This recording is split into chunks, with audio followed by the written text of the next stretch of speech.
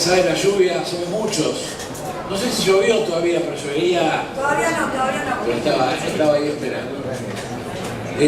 La verdad es que yo me siento profundamente honrado con Ernesto por que me haya convocado para presentar un libro que disfruté mucho. En realidad son los libros que me interesan, por eso los disfruté. Es un libro, todo el proceso de reconstrucción, que es lo que realmente hace de su vida asimilada a la historia del país.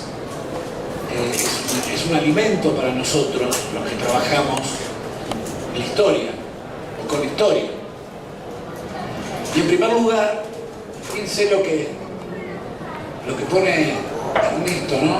Una de las primeras, como concluyendo una especie de prólogo o prefacio, dice: aquí cuento la primera parte con la primera, o sea que viene la segunda. Vayan ahorrando porque viene la segunda. Aquí cuento la primera parte con el propósito de hacer más fecundas las reflexiones de los jóvenes militantes y darles algo del ánimo necesario para abrir brecha en el dilatado y espinoso camino de la esperanza.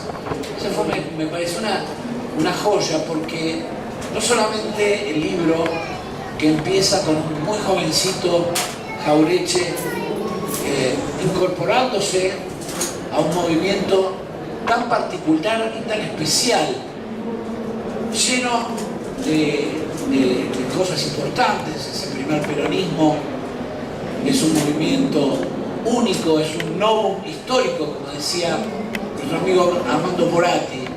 A veces esa originalidad americana no estamos dispuestos a reconocerla, y el peronismo es un producto de esa originalidad americana. Fíjense que el joven Jauretche, que empieza su camino, y a contar su camino prácticamente las postrimerías del gobierno, cuando la oligarquía retoma el poder a través de una revolución que se llamó Libertadora,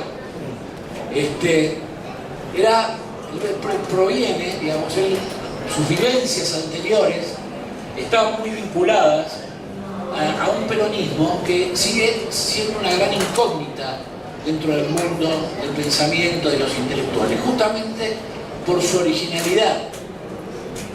Fíjense que él venía de una experiencia vital donde a un estado promotor, que era un estado original, es la primera vez en el mundo que funciona un estado promotor de las características, se llamaba estado de bienestar. Todavía le siguen llevando el estado de bienestar.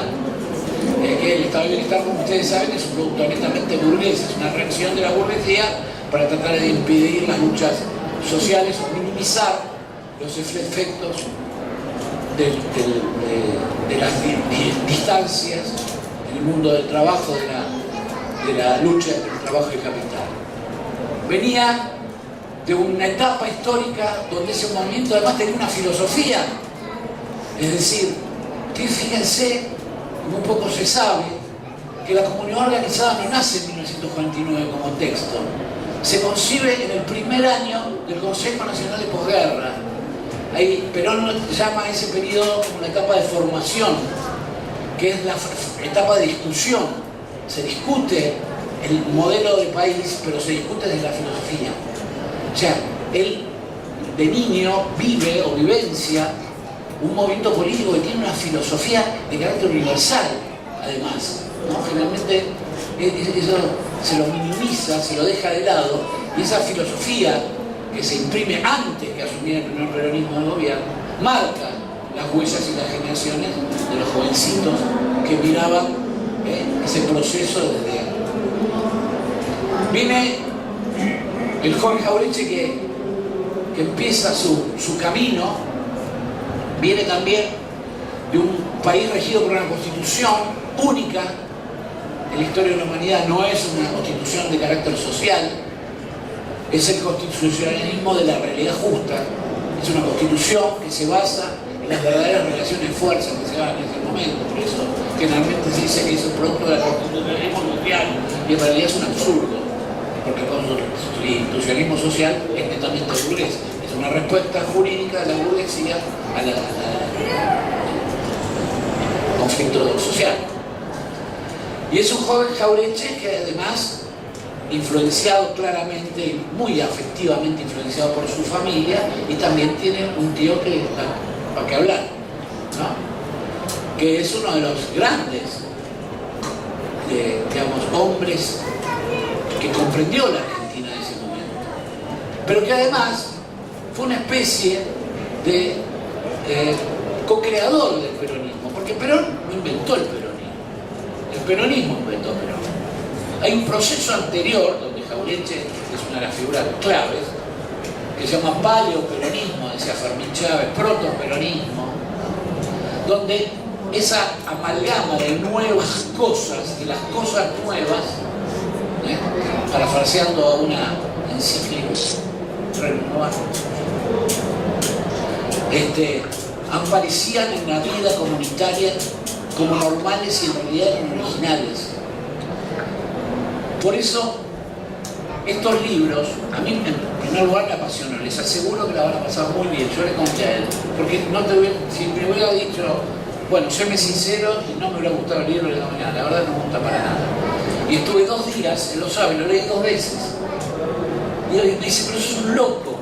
No, porque a mí me apasiona, sobre todo cuando entra a escribir la etapa de no les quiero spoilear nada, porque después la etapa de Jaén, que es muy poco conocida, pero que tiene una influencia muy importante en una etapa específica del peronismo. Y yo lo llamo y le digo, pero te quedaste corto con Jaén. No, es que no hay más de Jaén. Tengo más. Sin embargo, uno va acompañando la vida de... ¿Sabes qué te va a pasar con este libro? Vas a ir acompañando la vida de este hombre, ¿no? Vas a estar... Yo sentía como que estaba coexistiendo con él en todo su proceso político, en su proceso de militancia política, de construcción política. Y además, justo había terminado de leer el libro de Aval. Y también esa filosofía está en el mismo registro, porque los dos son conscientes que esta originalidad del peronismo requiere que escribamos. ¿Por qué? Porque si no escriben otros, con otras categorías, entonces te es muy difícil comprender, digamos, desde categorías que no te son propias. Y en ese sentido hay muchas categorías ocultas en el libro, no lo voy a decir porque la tiene que descubrir entero. Pero él, cuando hace determinados análisis sobre procesos históricos que nos tocó vivir, apela a categorías por ahí inentendibles para un sociólogo francés. Le costaría un franchute leer este libro. ¿Qué está diciendo este tipo? ¿No? La verdad es que yo le agradezco a Ernesto y a todos los compañeros que están dejando este tipo de testimonios, porque los que creemos que la historia es presente y futuro, y los que creemos además que es necesario reinstalar un debate respecto a todo el proceso que significó el surgimiento del primer peronismo, la década de los 60, la década de los 70, etc. Es un aporte para mí fundamental. Yo no viví esas épocas, obviamente, por una cuestión de edad. No sé dónde hubiera estado participando, seguramente en el peronismo, pero no sé qué me hubiera, a dónde me hubiera conducido a la vida. Pero lo cierto, y aparte sería historia contrafáctica, pero lo cierto que yo ese alimento no lo tuve cuando empecé a militar. Yo empecé a militar muy joven, nosotros somos muy oralistas, pero todo es testimonio oral. Tenemos esa herencia criolla de ir a visitar un maestro, y que te cuente. Después por ahí eso queda en el olvido. Fermín y todos muchos escriban. Y él cumplió, Ernesto, con la primera parte de su misión. Vida, pasión y muerte de un muchacho peronista. Vida y pasión lo entiendo. Lo de la muerte me queda como incógnita, porque tu tío decía que realmente, digamos, la vida de las personas no puede medirse por el estado de las arterias, sino por el estado del espíritu. Y él es un hombre de un espíritu permanente. Yo creo que nos va a militar hasta le dé el cuero y más aún.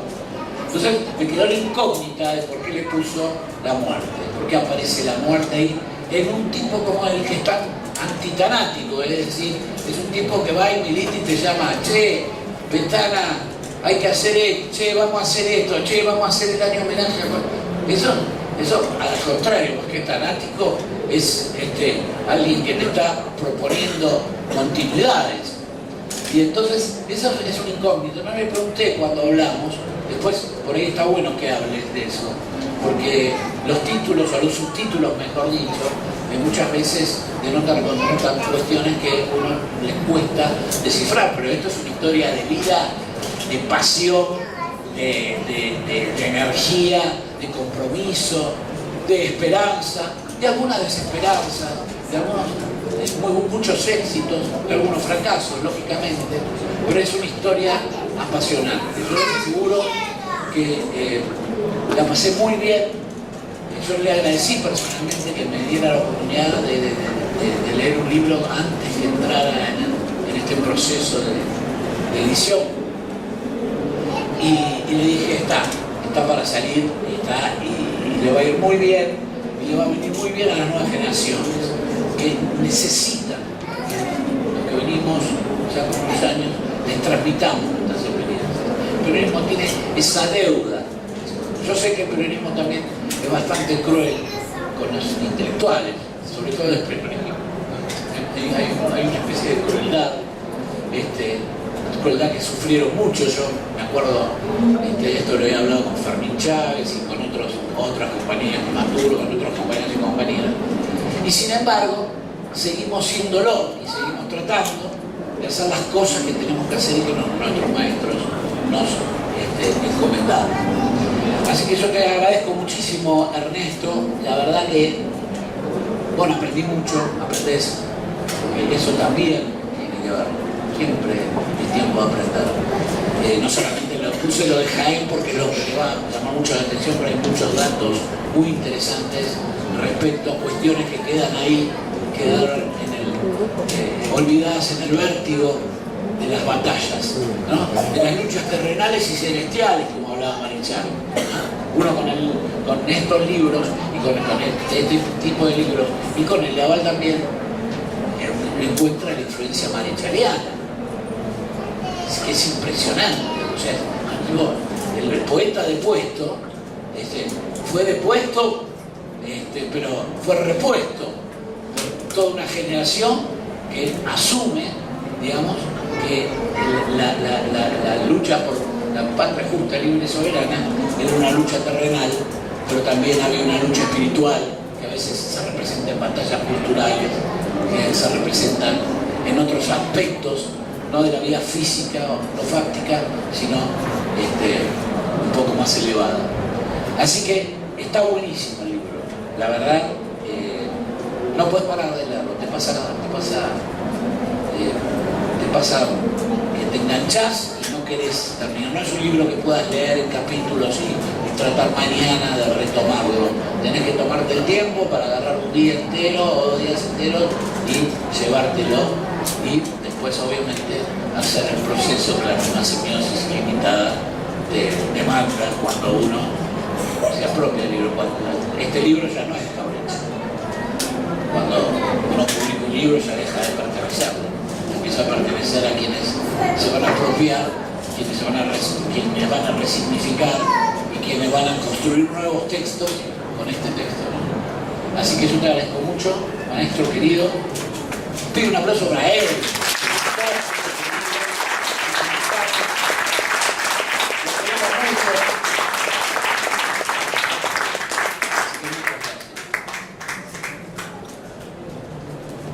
Bueno, para mí es un enorme, inmenso orgullo participar acá con el amigo Pancho Pestana de esta presentación del libro de Ernesto. Yo no puedo hablar de Ernesto sin que me quepan las generales de la ley, porque no puedo sino hablar desde el afecto, no puedo sino hablar y pensarlo Ernesto como si fuera mi viejo. Y realmente este libro, como dijo recién Pancho, es un libro maravilloso. Es un libro que tiene lo que para mí son las dos condiciones principales que debería tener un libro de estas características, las tres, digamos, le agrego la que planteaba Pancho antes, ¿no? que es una manera de los peronistas de pensarnos a nosotros mismos, de nuestras propias categorías, sin ser pensado por nadie, sino pensarnos desde nuestra propia historia. Después tiene un montón de cosas con las que uno se engancha a discutir, ¿no? Se engancha a pelear, se engancha, porque además Ernesto es así, ¿no? Es polémico, tira su cuchillo al salir sale cortando y plantea cosas que muchas veces interpelan, llaman a la reflexión, a la discusión, a la bronca. Para nombrar una sola, yo me peleé con el título, ¿no? El título Memoria de la Esperanza me parece maravilloso. Ahí leí los apuntes de Ernesto que no lo propuso él, sino que lo propuso Ana, así que felicitaciones para Ana. Pero sí me peleé con esta vida, pasión y muerte, ¿no? Digamos, un poco con lo que decía Pancho, ¿no? ¿Dónde está la muerte? ¿Dónde está la muerte? Porque yo tengo para mí, estoy convencido que Ernesto va a seguir echando las pelotas durante muchos años más y lo vamos a tener entre nosotros planteándonos discusiones políticas incómodas, pero además tampoco desde la perspectiva de que lo que está muerto es ese joven peronista. Yo creo que si algo vive permanentemente en Ernesto es ese joven peronista, ¿no? Entonces ni siquiera desde esa perspectiva puedo aceptar que acá hay una cuestión de muerte, ¿no? Dicho palabra de hoy, Ernesto se sigue autopercibiendo como un joven peronista. Y la verdad es que la tercera cuestión que me parece fundamental en el libro tiene que ver con que uno está bien escrito y uno fácilmente se pone en la piel de ese militante que cuenta la historia argentina desde su trinchera. Cuenta la historia argentina a veces como protagonista directo, a veces mirándolo un poco más de lejos, pero siempre poniendo el cuerpo, poniendo el alma, construyendo sueños. Discutir el sentido del peronismo desde la militancia es sin duda una de las tareas centrales y fundamentales de los que somos militantes peronistas. Sí, claramente eso es algo que teje la reconstrucción de la esperanza. Sobre las palabras finales, Ernesto dice que la esperanza es un bien escaso. Y la esperanza se reproduce con ese compromiso militante, ¿no? La esperanza se contagia.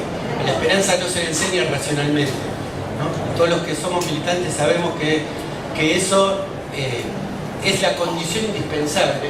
La esperanza es la condición, el material indispensable que tenemos para hacer política.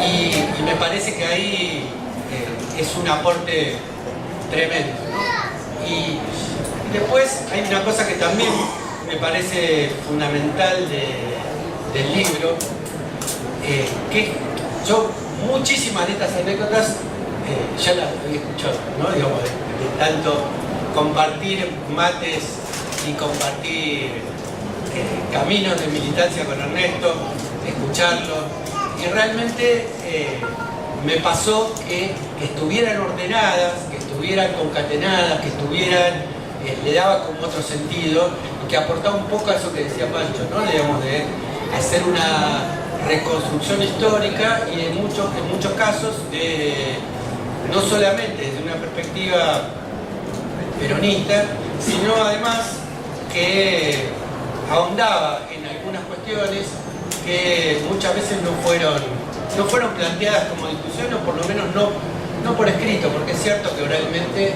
todas se plantearon.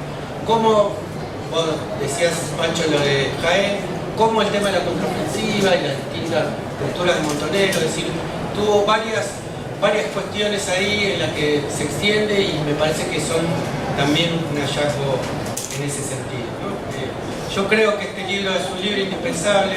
Me hubiera encantado tenerlo en los años 90, me hubiera encantado a toda una generación militante, le hubiese encantado tener ese libro en donde un militante contaba en primera persona la ética militante, el espíritu que tiene que tener un militante. De hecho, yo lo conocí a Ernesto más o menos por esos años en esa búsqueda, pero era solamente oralidad, ¿no? Era solamente... Y cuento un par de anécdotas de esa búsqueda, una que no es con Ernesto y una que es con Ernesto. La que no es con Ernesto, nosotros lo que hacíamos era juntarnos de nuestro pequeño grupo militante que se llamaba Malón, con compañeros que habían militado en la década del 70 para armar charlas no hacia afuera, sino entre nosotros. Y una de esas búsquedas nos llevó a contactar al que había llegado a ser secretario general del PRT, Luis Matini, y nada, hicimos la charla en la cocina de una casa, ¿no? Era una casa peronista, porque recibía a alguien que había militado en la izquierda revolucionaria, y él nos contó de todo, y las preguntas se disparaban para cualquier lado, ¿no? Y entre las cosas que nos contó que ellos en esa época aprendían a armar y desarmar sus armas aún en la oscuridad, ¿no? Porque era parte de su práctica militar. Terminó la charla, nos fuimos al living, ahí en el living, un compañero trajo que tenía una pistola Versa que se le había trabado y entonces le dio a un alto especialista la pistola para que se la arregle.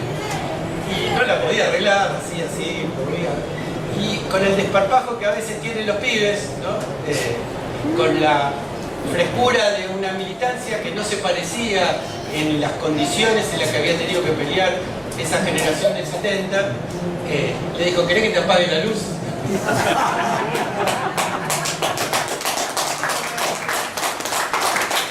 La otra que voy a contar también de aquellos años, sí la tiene como protagonista Ernesto, y yo creo que pinta un poco de lo incorregible que es Ernesto, y es que habíamos organizado en la Facultad de Filosofía y Letras una cosa que llamamos juicio a la teoría de los dos demonios, ¿no? En plena época donde eso era una especie de tabú, es decir, apenas unos años después del 20 aniversario del golpe del 24 de marzo, que fue como un punto de inflexión en los 24 de marzo,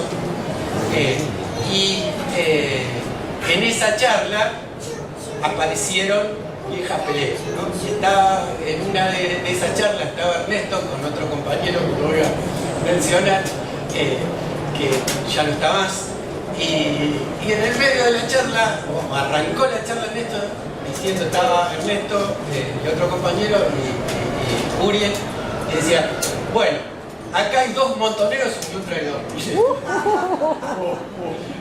Casi terminamos la piña porque era candidato a presidente por una fuerza de izquierda ese compañero. Pero la verdad es que me parece que lo que nunca hizo Ernesto fue guardarse nada. Nosotros eso siempre lo valoramos. Lo que nunca hizo Ernesto es dejar de transmitir el espíritu peronista, es dejar de transmitir la pasión militante. Y para nosotros siempre fue nuestro nexo con la historia, nuestra manera de decir: nuestra lucha no empieza ahora que llegamos nosotros, sino que es vieja como la historia argentina. Y por eso quiero terminar citando un pedacito del final del libro. Acá sí voy a spoilear, como dice, pero acá lo importante es el camino, no tanto si el asesino es el mayordomo, así que, digamos, voy a terminar con una cita textual.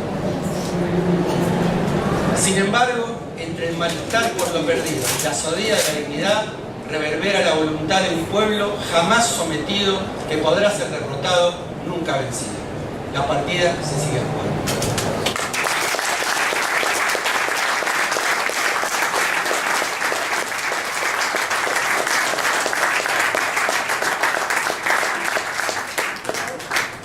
Gracias, hermano. Me toca a mí. ¿Qué le vamos a hacer? Hay que hablar, pero sí.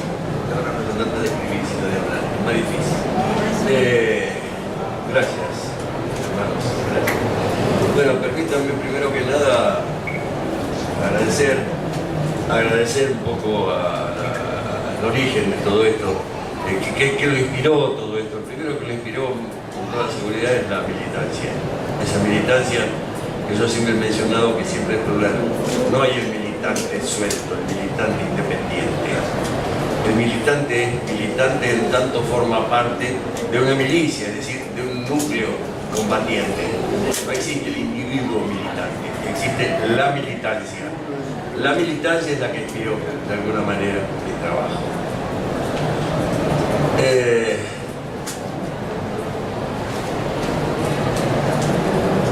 Mi hija inspiró este trabajo. ¿Por qué, pobrecita? Porque muchas veces fue víctima inocente de todas las tragedias y de todas las batallas y de todos los conflictos y de todos los compromisos que fuimos asumiendo a lo largo de la vida. También ella me inspiró. Me inspiraron, por supuesto, mis nietos, Lucas y Pamela, que por ahí andan.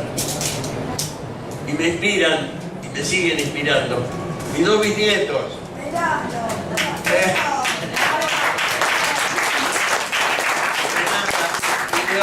Se nota que son bisnietos de un constructor, porque están meta a construir acá. A quienes está dedicado el libro, por otro lado. Por eso nombro preferencialmente a quien delató recién, que es el autor del título de este libro, que es Ana, para mí Patitas, alias Patitas, que no solamente me inspiró el libro y el título del libro, sino me acompañó y además se atrevió a leer unos espantosos primeros ejemplares, primeros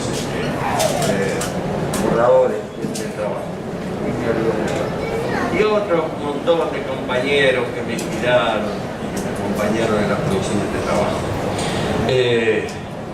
Me importa también mencionar cómo empezó esto, porque vale la pena decirlo, porque esto forma parte de una actividad militante también, que es la participación de un programa de radio. Yo participaba en un programa de radio que se llama El Pulqui, que sale todos los sábados, que sigue saliendo todos los sábados a la mañana por Radio Universidad de La Plata. Y allí un compañero director del programa tenía un alumno que participaba como productor en la producción que estaba terminando su carrera y le dice, mira, me gustaría, el chico, le dice, me gustaría hacerle una entrevista a Laurence para basarla, para basar mi tesis de final de estudio. Y dije, bueno, dale. Entonces me dice, Ernesto, vos le contestarías a Guillermo Paileman, a nosotros el niño mapuche, por el apellido, además es de una localidad que se llama Paileman, que está en el norte de La Pampa. Bueno, y él escribió un material, que es su tesis de licenciatura, que tituló Sargento Viejo. A partir de esa entrevista es que yo empecé a trabajar. Y me llevó 2 años. Todo esto fue antes de la pandemia. El resto se lo debo a la pandemia, a quien le agradezco también que me haya permitido hacer eso. Pero a partir de eso un poco yo le puse el título, digo, Ana le puso el título, pero yo le puse el subtítulo. Y no es la primera vez que me cuestionan el subtítulo. Muchos ya me han preguntado a causa de que, por supuesto, esto es lo que yo me siento obligado a contar ahora. ¿Por qué digo vida, pasión y muerte? Es obvia la referencia al Mesías, que sacrificó su cuerpo por el otro. Y es de la militancia. Pero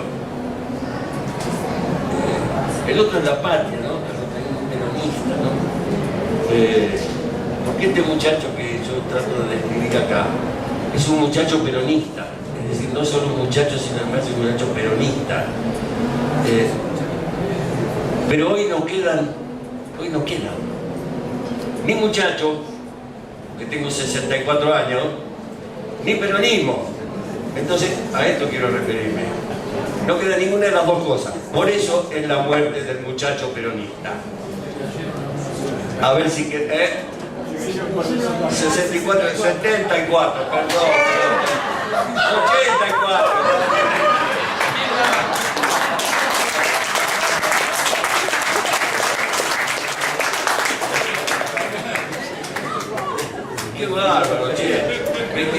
pibe, pero bueno, no me sale. Todo lo posible.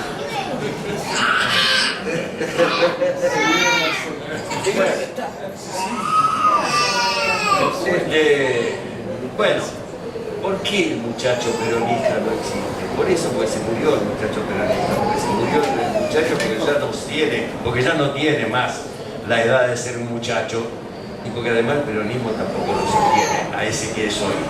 No lo contiene, ni lo expresa, ni quiere expresar este peronismo, ese que soy hoy con 84 años. Porque entre las consecuencias de la muerte de Perón, desapareció de la letra de la marcha peronista una frase que era el eje, el motivo central de nuestra vida, de los muchachos peronistas: combatir el capital. A partir de la muerte de Perón,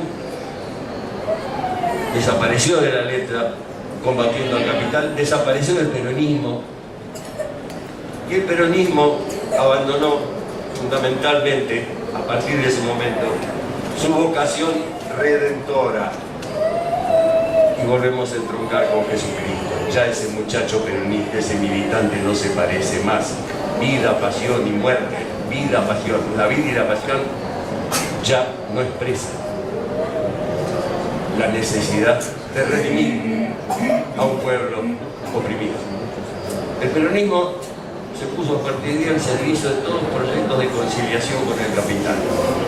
Combatir al capital dejó de ser un texto visible, notable. Está en la marcha, no se canta sin decirlo, sin enterarse de qué se trata.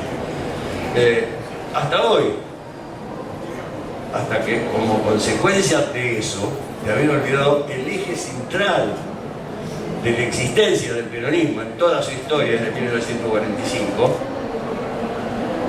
se ha producido una gran confusión de las lenguas. Hoy da lo mismo ser marxista, peronista, conservador, liberal, radical y hasta macrista, te diré. Todos hablan el mismo idioma. Todos, ninguno de ellos ha recogido el guante de combatir al capital para redimir al pueblo oprimido. Todo es igual, dijo Enrique. Nada es mejor, eso es lo peor. Todo es igual, nada es mejor. Todos somos moderados. Y ahora tenemos que soportar un discurso que iguala toda la política, que, como dice Arosquín en un artículo de este domingo, es sacado del manual neoliberal del buen peronista, del buen político domesticado, hasta tener que escuchar que desde el peronismo se elogia al capitalismo. Por eso el muchacho peronista ha muerto.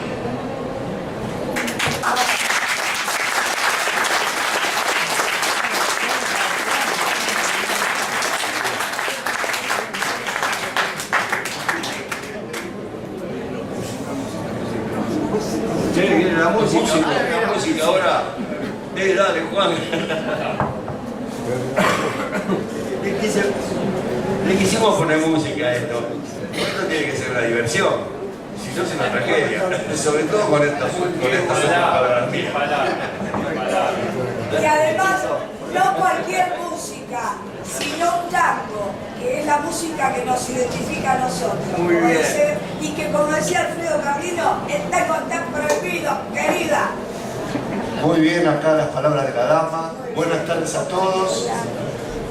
Vamos a empezar con una canción que se llama Vía Crucis Maldonado, que es nuestra. Habla del arroyo Maldonado, que está entubado, ¿no?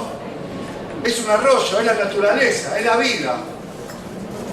No se inunda. Entubada, no se inunda más. ¿Sabés qué? Se inunda. El agua, por más que la quieran parar, como el peronismo, es imposible. Vamos, caballero.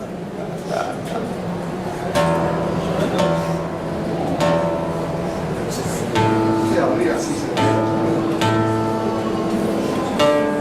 muy lindo, muchachos peronistas. Igual yo conozco un par que sí,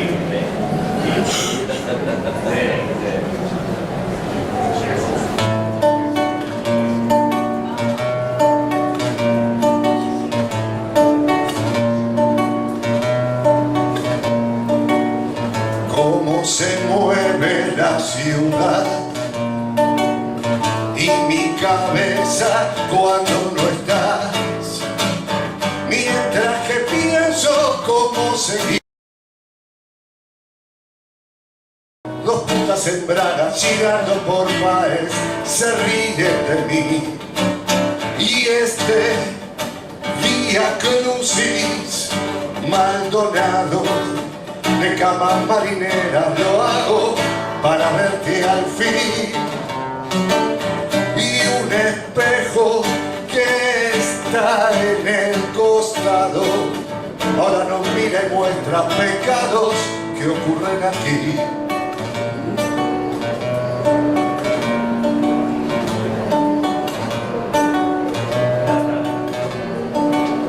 Agua podrida en un zanjón, barro en la huella e inundación. Llega a su boca el agrio dolor, mirando las nubes buscando acordarse del que lo vendió. Y ahora cruza lento el Maldonado, cuidando no mojar el recado para su patrón. Sabe que el que ayer lo ha traicionado le contó a su mujer asustado lo que él le confió.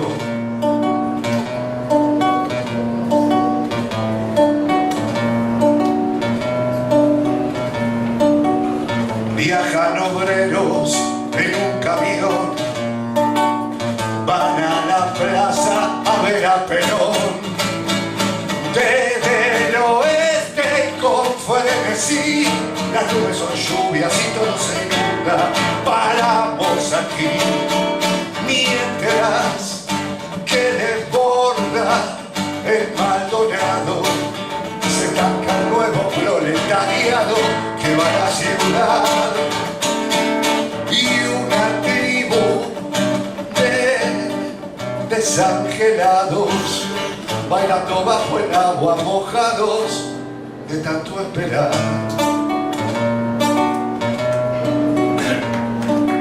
Jefe, acá para el 34.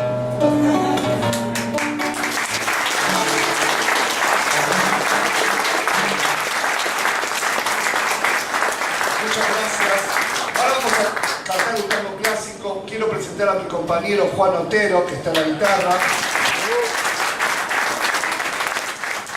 ¿Quiere decir unas palabras de este tango y del peronismo? A ver. Poquito. Como dijo acá la compañera, a los que somos tangueros y peronistas no nos cabe ninguna duda que esta música tan hermosa y tan famosa en todo el mundo es la expresión artística y cultural del peronismo. Es nuestra música. Por suerte, como el peronismo sigue viva y sigue en acción. Esto que hicimos, que sería un candombe, ritmo rioplatense también, que nos encanta, le pertenece a Diego. Y ahora vamos a hacer un troilo caído. Uno de verdad. Espera que Quería referirme a Juan, en realidad. Juan es el hijo de Mao, Miguel Ángel Otero. Miguel Ángel Otero es uno de los fotógrafos del equipo del Descamisado. Es el fotógrafo que sacó las fotos que están en el libro de los cadáveres de los asesinados en Trelew. Fotos cuya historia yo cuento allí. Y Mao es también el autor de la foto que está en la tapa del libro. Cuando yo le dije quiero poner esta foto, digo, la foto del 20 de junio de 1973, puente 12, de Seiza, ¿te doy crédito? No, el crédito es del Descamisado. Yo era fotógrafo del Descamisado. Quiero homenajear a Miguel Ángel Otero.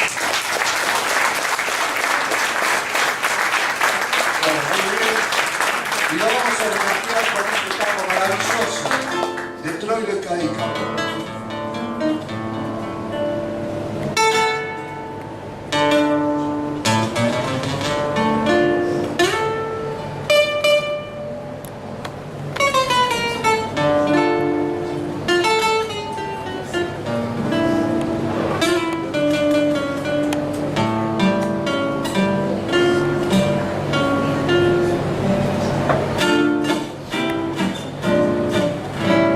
Qué noche llena de hastío y de frío. El viento trae un extraño lamento. Parece un pozo de sombra la noche, y yo en la sombra camino muy lento. Mientras tanto la garúa se acentúa con sus púas en mi corazón. En esta noche tan fría y tan mía, pensando siempre en lo mismo, me abismo. Y por más que quiero odiarla, desecharla y olvidarla, no recuerdo más. Garúa, solo y triste por la acera, va este corazón transito con tristeza de la pena, sintiendo tu hielo, porque aquella con su olvido hoy le ha abierto una botella, perdido como un duende que en la sombra mala busca y mala nombra. Garúa, tristeza, hasta el cielo se ha puesto a llorar. Qué noche llena de hastío y de frío. No se ve un alma cruzar la avenida. Sobre la calle, la hilera de focos lustra el asfalto con luz mortecina. Y yo voy como un descarte, siempre solo, siempre aparte, recordándote. Las gotas caen en el charco de mi alma, hasta los huesos calados y helados. Y humillando este tormento, todavía pasa el viento empujándome. Garúa, solo y triste por la acera, hasta el corazón transido con tristeza de la pena, sintiendo tu hielo, porque aquella con su olvido hoy ha abierto una gotera, perdido como un duende que en la sombra para busca y mala nombra. Garúa, tristeza, hasta el cielo se ha puesto a llorar.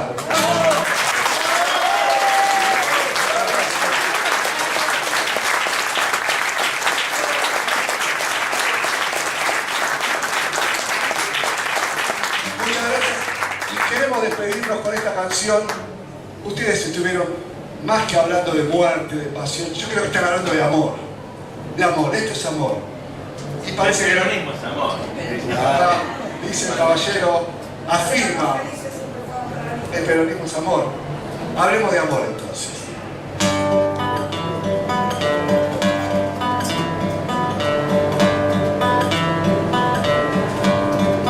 Yo he vivido dando tumbos, rodando por el mundo y haciéndome el destino. Y en los charcos del camino, la experiencia me ha ayudado por vaquiano, y porque yo comprendo que en la vida se cuidan los zapatos andando de rodillas. Por eso me están sobrando los consejos que las cosas del amor, aunque tenga que aprender, nadie sabe más que yo. Yo tuve siempre en amores que me van a hablar de amor. Si allá la quise, ¿qué importa? ¿Qué importa si hoy no la quiero? Eran sus ojos de cielo, el ángela más linda que ataba mis sueños. Era mi amor, pero un día se fue de mis cosas y entró a ser recuerdo. Después rodé en mil amores que le van a hablar de amor. Muchas veces el invierno me echó desde el pasado la soga del recuerdo, pero siempre me he soltado como un potro manojado por bañero. Y porque yo, que anduve enamorado, rompí como una rosa las cosas del pasado.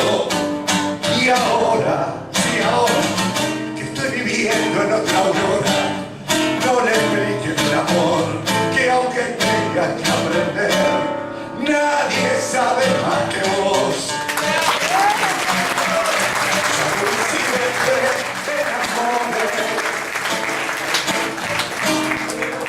Que me van a hablar de amor.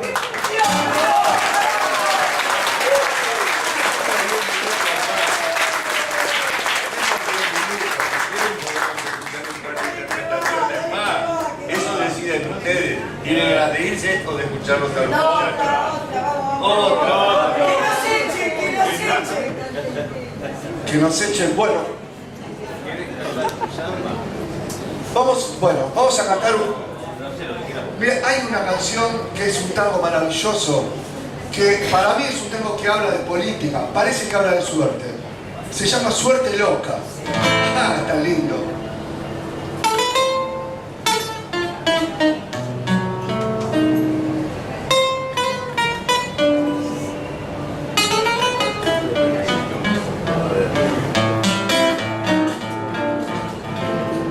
En el naipe del vivir suelo acercar la carta de la boca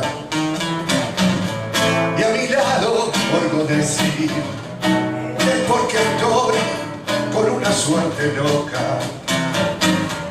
Al saber que llaman suerte, yo perdí viendo terapearme y ahora solo han de coparme los que banquen con la muerte. En el naipe del vivir, para ganar primero perdí. Yo también entré a jugar, confiado en la ceguera del azar, y luego vi que todo era mentira y el capital en manos del Babi. ¿No me crees? Te pierde el corazón, que fe tenés, no ves que no acertás, que si apostás a cartas de ilusión, son de dolor las cartas que te dan. No me envidien si me ven acertador, pues soy el desengaño, y si ciego así perdés, es que tenés los lindos 20 años. El tapete es la esperanza, y a pesar de lo aprendido, si me dan lo que he perdido, vuelve a hundirme la confianza. Suerte loca es conservar una ilusión en tanto penar. Yo también entré a jugar, confiado en la ceguera del azar, y luego vi que todo era mentira y el capital en manos de Mafi. ¿No me crees? Te pierde el corazón, que fe tenés, no ves, que no acertás, que si apostás a cartas de ilusión, son de dolor